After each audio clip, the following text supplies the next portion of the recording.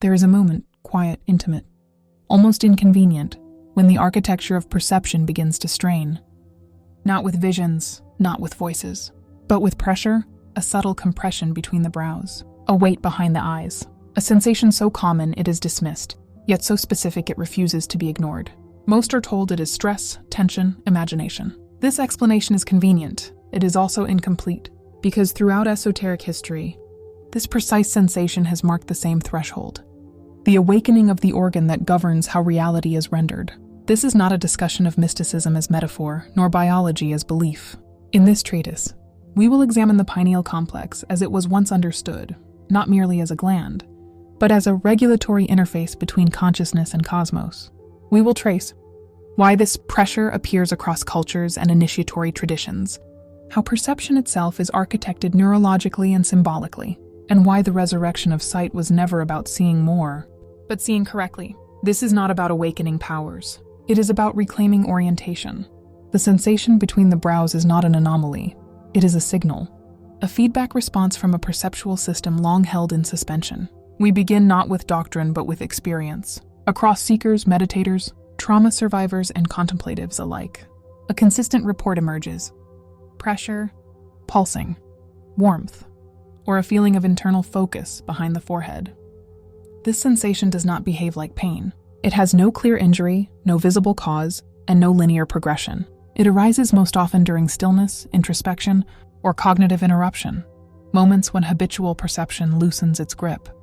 This is the first clue.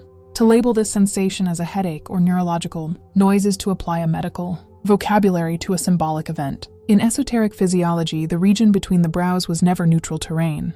It was marked, guarded, and mythologized because it functioned as a sentinel, a regulatory point determining what frequencies of reality were permitted into awareness. The pressure is not the sentinel failing. It is the sentinel responding.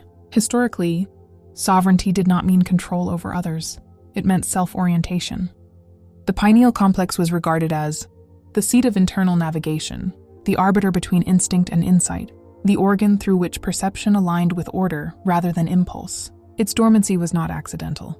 A system that governs orientation is dangerous to structures that rely on disorientation. Thus, the sovereign was not destroyed. It was lulled. When a system unused is re-engaged, it resists before it responds. The pressure between the brows reflects neural pathways rerouting attention, sensory hierarchies reorganizing, and the mind encountering perception without its usual filters. This sensation is the friction of recalibration.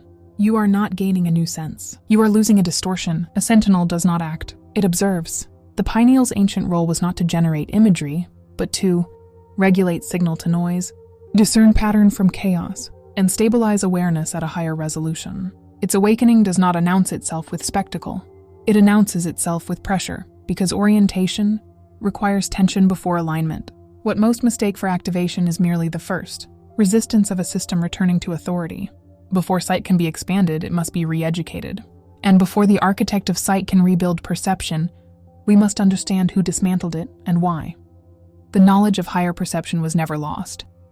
It was contained, bound by agreement, symbol, and silence.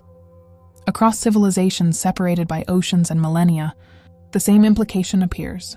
There were those who knew, not gods in the mythic sense, but initiates, architects of perception who understood that sight itself could be trained beyond the ordinary spectrum. These figures appear in history as ancient ones. Watchers, scribes, first kings, or builders, depending on the culture. Their common trait was not power, but orientation. They perceived reality as layered, stratified, and responsive to consciousness. This perception could not be taught openly, not because it was fragile, but because it was dangerous to misuse. So the ancient ones encoded the method into stone alignments that spoke only at certain angles, myths that revealed themselves only through repetition, numbers that doubled as geometry, and whispers passed through initiatory lineages rather than public decree. Stone could endure distortion. Whisper could survive censorship. Together they formed a compact. The knowledge would persist, but only for those capable of recognizing it. This was not elitism in the modern sense, it was containment. Uninitiated perception does not simply misunderstand higher sight, it weaponizes it. Without discipline, expanded perception collapses into fantasy, domination, or delusion. Thus the compact was formed. Perception beyond the ordinary would require preparation, Access would demand internal alignment, not external permission, and the gate would respond to state, not status. The sentinel awakens only when the bearer is ready to be governed by clarity rather than impulse. What is occurring now is not innovation, it is restoration. This work does not invent a new way of seeing. It returns to the original method, the recalibration of perception itself, the reintegration of dimensional awareness, the movement from flat interpretation into layered apprehension. This is not imagination. It is multidimensional cognition, the ability to perceive pattern across time, depth and meaning simultaneously. History shows a repeating pattern. Whenever perception expands broadly, centralized control weakens. Those who sought dominance understood this quickly. Thus, while the method was never erased, it was sequestered, fragmented into religion without technique, reduced to symbolism without instruction, pathologized as madness, or reframed as superstition. Meanwhile, small circles, political, economic, ideological, continued to pursue fragments of this perception privately, not for liberation but for leverage. The irony is precise. The method was designed for coherence, yet hoarded in pursuit of control. The compact did not specify who would awaken, only when. The current reemergence is not rebellion, it is timing. The conditions that once required secrecy, slow transmission, isolated initiation, fragile memory no longer apply. The sentinel does not awaken through temples now, but through nervous systems. Not because humanity has become purer, but because concealment has become unsustainable. The ancient ones did not fear humanity awakening. They feared awakening without architecture, to restore sight without understanding. Its mechanics is to hand a blade to an untrained hand. So next, we must examine the architecture itself, the biological, symbolic, and cognitive scaffolding through which perception is not merely expanded, but stabilized. If the pineal is an interface of perception, then suppression would not need to be mystical. It would be mechanical, environmental, behavioral, symbolic, and biological. The pineal gland is often introduced as mere endocrine tissue, yet even modern research recognizes it as a regulatory node in the circadian system through its role in melatonin signaling, meaning it helps determine when the body enters particular states of consciousness, sleep, dream recovery rhythm, and in esoteric language, state is everything. So the pineal is framed here as biological technology, not a magic crystal, but a living apparatus that modulates the threshold between signal and noise, waking reality and dream reality, ordinary cognition and symbolic cognition. The occult claim is not that the pineal creates visions. The subtler claim is that it governs the bandwidth of perception, what the mind is permitted to register as real. Here we enter the comparative study, not to prove a conspiracy, but to highlight a recurring pattern. Across cultures, the language of sight repeatedly converges on the same anatomical region and the same symbolic function. A. The eye of Horus. In Egyptian iconography, the eye is not just an eye, it is restored perception. It represents wholeness regained after fragmentation, a mythic template for the reintegration of consciousness. B. The Vatican pine cone. In Rome, the monumental pine cone, Cortile della Pina, is most commonly explained within historical and Christian symbolic frames as a sign of renewal, eternal life, and continuity from ancient Rome. Esoteric interpreters sometimes map it onto pineal symbolism because of the shared pine-pineal linguistic resemblance and the pine cone's long-standing association with regeneration. But that linkage is interpretive, not definitive history. C. The Vedic Ajna chakra. In yogic Vedic frameworks, Ajna, command, marks the faculty of inner sight and directive, awareness, the governing center of perception rather than the emotional center. The academic takeaway: disconnected civilizations repeatedly anchor higher sight in the same interior geography, the brow inner eye domain. The esoteric takeaway: what repeats across cultures may be less a borrowing and more a shared encounter with the same human interface. When symbols converge, they may be pointing to a universal function, an interior organ of orientation rather than a local superstition. Now we shift from symbol to substrate. Pineal calcification is not fringe, it's documented as common on imaging studies, increasing with age in many populations. Though patterns vary and calcification can appear even in childhood, there is also research suggesting pineal calcification may be associated with reduced melatonin production in humans, though causality and clinical meaning are still actively discussed. A. Fluoride. Some literature argues fluoride exposure may contribute to pineal calcification and sleep-related outcomes. and major reviews have raised concern about potential pineal effects. But higher quality human evidence is limited. Recent papers note there are no direct studies in living humans conclusively linking fluoride exposure to pineal changes or melatonin production in a straightforward way. B. Electromagnetic pollution. The relationship between EMFs and melatonin circadian markers is studied and debated. Reviews exist showing mixed findings and urging caution in strong claims. While some human studies report changes in melatonin rhythms under certain exposure conditions, whether or not every mechanism is proven, the pattern is coherent. Modern environments increasingly favor circadian disruption, sleep fragmentation, and attention fracture, conditions that erode the very states through which inner perception becomes legible. Suppression does not require secret meetings. It requires consistent state manipulation. If a civilization can shorten sleep, saturate attention, flatten symbolic literacy, and normalize chronic circadian disruption, then the third eye doesn't need to be attacked like an enemy. It simply never comes online. The calcified veil is not only mineral, it is behavioral. If the pineal is biological technology, then the question is no longer, is it real?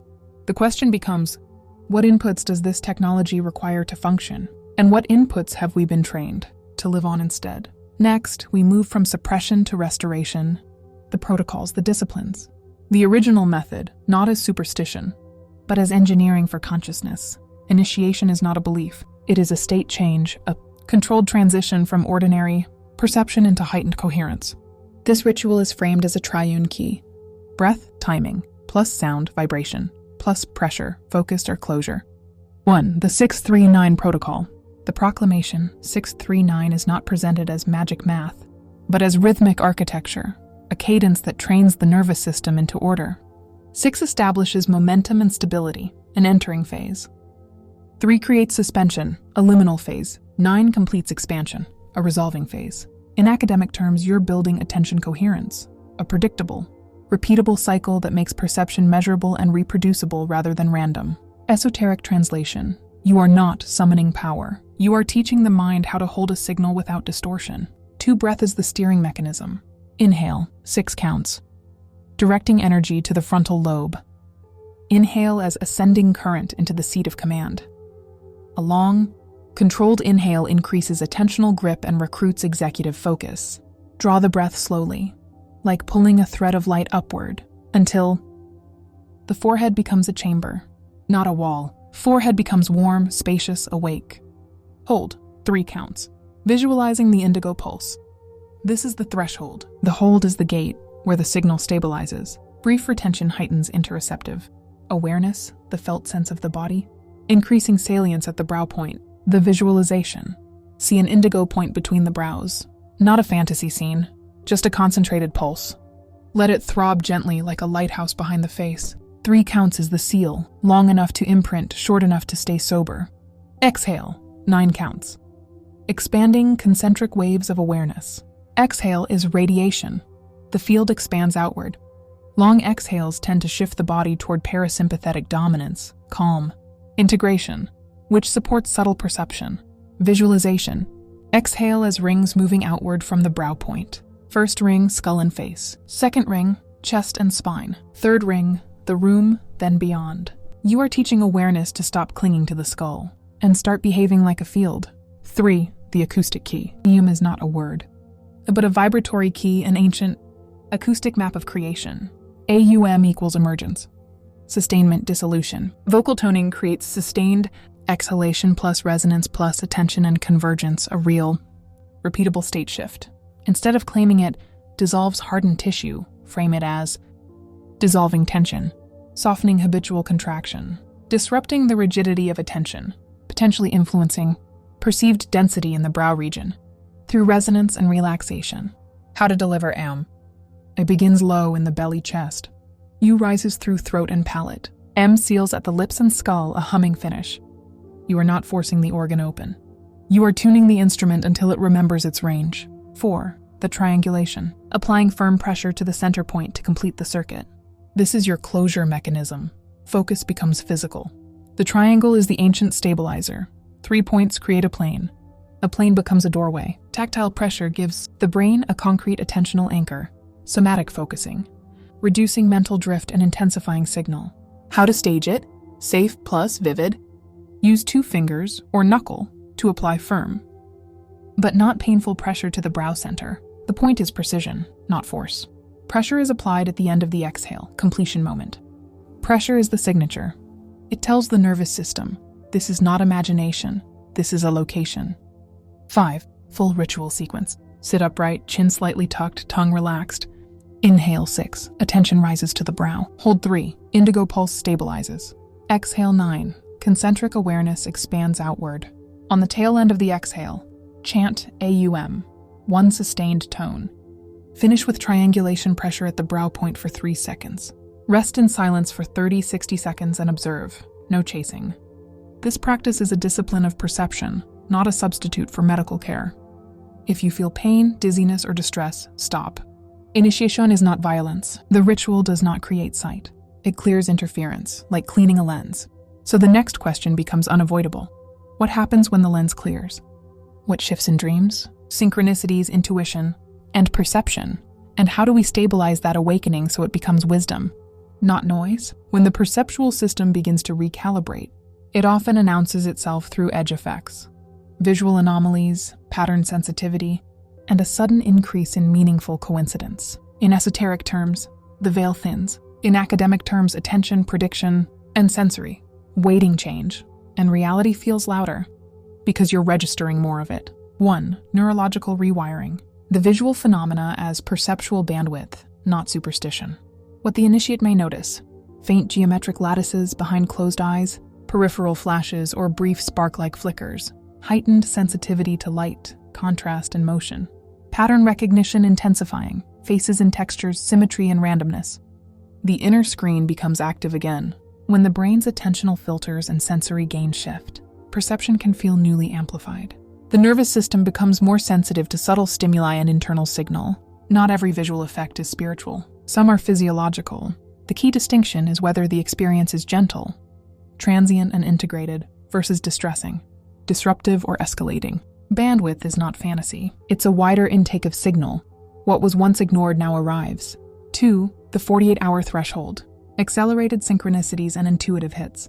What may occur in the first 2 days after the ritual? Repeating numbers or phrases appearing with unusual frequency. Perfect timing moments that feel statistically strange. Dreams that feel instructional rather than random. Spontaneous intuitive hits. Who's calling? What's about to happen? Where to look? The field responds when attention becomes coherent. When you prime the mind to notice connections, it begins to detect patterns it previously filtered out. That doesn't make the meaning fake. It means meaning becomes legible. Synchronicity is not proof. It is feedback. It signals that your interface with reality is changing. Practical instruction for the initiate. Keep a small log for 48 hours. Record only time, event, feeling, possible meaning. Do not chase, observe. 3. The crossing. A thinned veil produces a choice. This is the hermetic moment. The seeker becomes responsible for what they now perceive. Comfortable illusions. The old identity returns like gravity. Rationalization dulls the signal. The initiate bargains. Maybe it was nothing. Expanded reality. The initiate accepts that perception has layers. Meaning becomes a discipline, not a thrill. Truth becomes less comforting, but more freeing. Here we reference the Hermetic tradition as a philosophy of correspondence.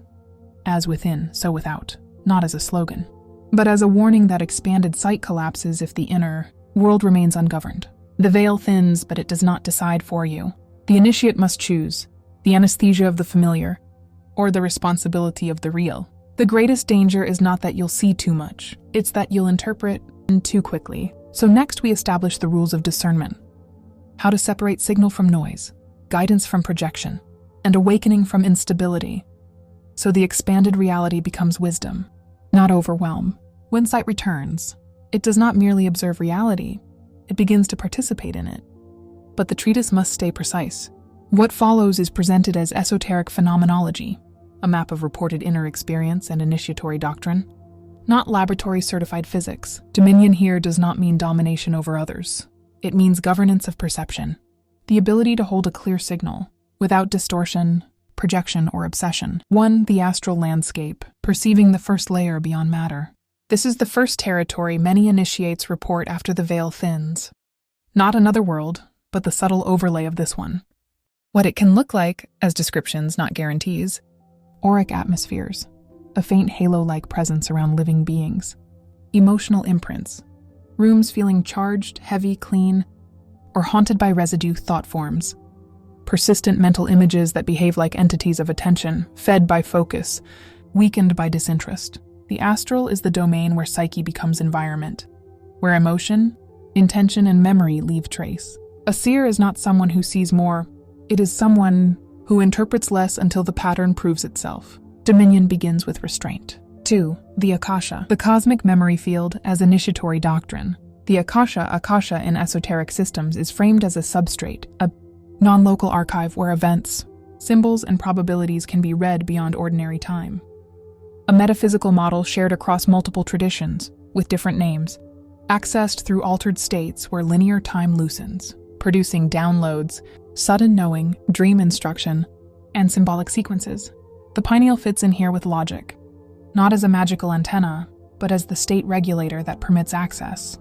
Deep stillness, hypnagogic threshold, lucid dream corridor, meditative absorption, operational method. Ask one question only, not 10. Enter silence after the ritual. Let the response arrive as image, phrase, memory, or felt certainty.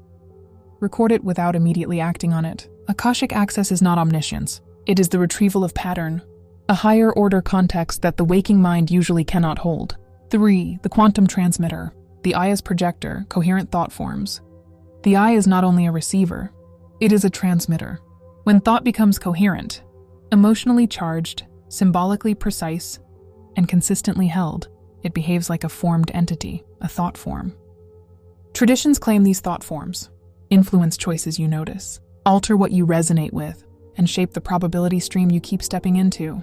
This is not instant matter creation. This is probability steering through coherence, so materialized desires becomes less like spell casting and more like architecting outcomes. Coherence, one clear intention. Consistency, repeated imprinting. Embodiment, choices that match the signal. Non-attachment, no desperate grasping that collapses the state. Thought form projection instruction. Define the desire as an image, plus feeling as ethical frame. Good for me, harmful to none. Build it during the 6 to 3-9 cycle. Hold phased at imprint. On exhale, project it outward as a stabilized symbol. Release it, then act in accordance with it. Dominion law, the seer's ethics. If you project from lack, you transmit distortion. If you project from wholeness, you transmit order. Now we must confront the final test. If perception expands and transmission becomes real, what protects the seer from corruption, fear, ego obsession, or spiritual vanity? Next, we establish the seer's code, discernment, ethics, and stabilization, so power does not outrun wisdom.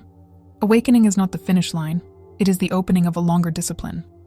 If perception expands, then maintenance becomes sacred engineering, protecting attention, stabilizing state, and keeping the lens clear enough to be useful on Earth. This order is not paranoia, it is hygiene for the seer. 1. The violet gold aegis, daily shielding as coherent boundary violet refines. Gold stabilizes, shielding equals training the mind-body system to maintain coherent boundaries under heightened sensitivity. Daily ritual, 3 to 5 minutes, clean and repeatable.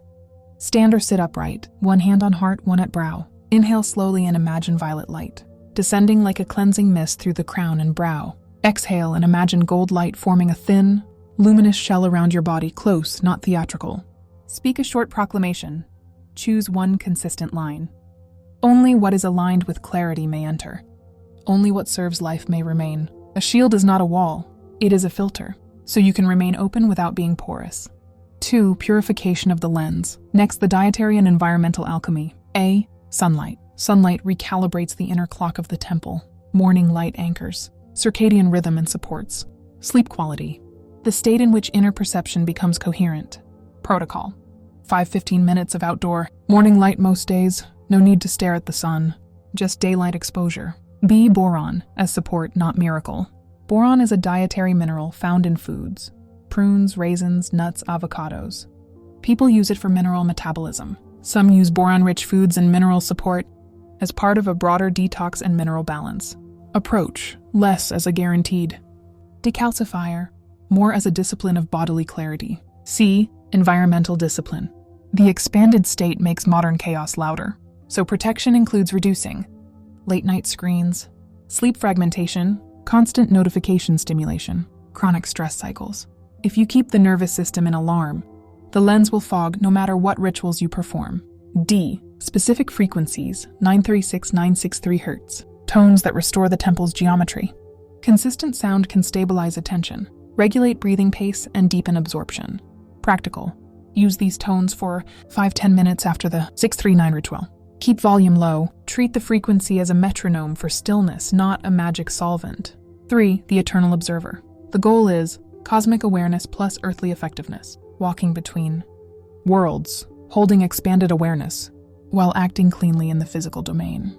Integrating altered state insight into stable decision-making, ethics, relationships, and work. The doctrine. Cosmic awareness without earthly effectiveness becomes escapism. Earthly effectiveness without cosmic awareness becomes mechanical survival. So the seer's aim is integration.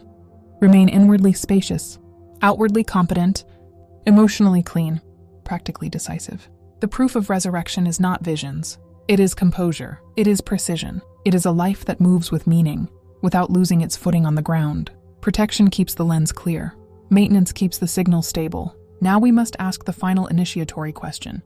What is the ethical law of sight? Because once you can perceive more and transmit more, you must learn what you are permitted to do with it. This work was never about awakening something new. It has been about remembering orientation. The pineal resurrection described here is not a rebellion against science, nor a flight into mysticism. It is the restoration of a forgotten competency, the ability of consciousness to register reality in layers, to move beyond flat perception without abandoning reason, grounding, or ethics. You were taught to believe perception ends at the senses. You have now seen that it does not. You are no longer a student of the physical alone. You are a multidimensional being operating simultaneously in matter and meaning, signal and symbol, time and timelessness. And this is where the real initiation begins. Expanded sight is not a prize. It is a burden of precision. To see more is to become accountable for how you see, what you project, and why you act. The vision is yours, but the consequence of that vision belongs to the collective consciousness. Every thought you stabilize, every fear you refuse to indulge, every intention you project coherently, these do not remain private. They ripple, they instruct, they condition the field we all inhabit. This is the final trial. Not whether you can see beyond the veil, but whether you can serve clarity without superiority, power without domination, awareness without escape. The true seer does not abandon the world. They repair it, quietly, precisely from the inside out. If this resonated, it is not because you were convinced. It is because you recognize something already present. Do not rush. Do not preach. Do not chase spectacle. Maintain the lens. Protect the signal. Live as evidence. If you are ready to continue this work, subscribe to this channel if you haven't already to deepen the discipline, not the fantasy.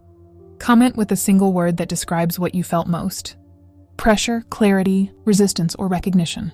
Share this with those who are prepared. Not everyone is.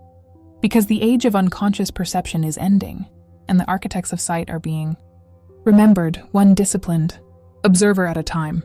The veil does not lift itself. Remember, your awakening is part of this collective unfolding. Until next time, Universal Consciousness signing out.